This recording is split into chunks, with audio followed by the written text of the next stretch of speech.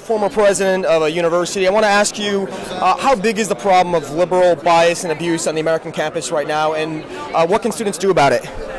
But what's happened now, I find on the campus when I go to speak, is that older generation is gone, and the younger sort of leftist generation is now fully in charge, and that poses a real problem for students, because if you're a conservative, you're essentially in hostile territory, and you have to learn how to swim with the sharks. Solutions? How do they fight back?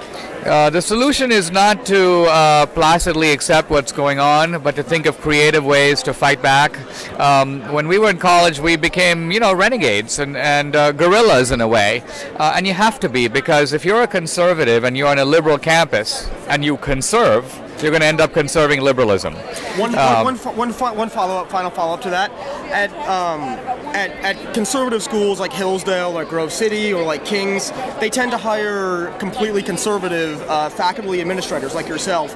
Do you think that in any way, when we're assailing liberal universities for hiring liberal faculty, conservatives are just as guilty as doing that themselves? No, because you have to look at the higher education as a whole. And so conservatives are establishing these little beachheads, these little enclaves.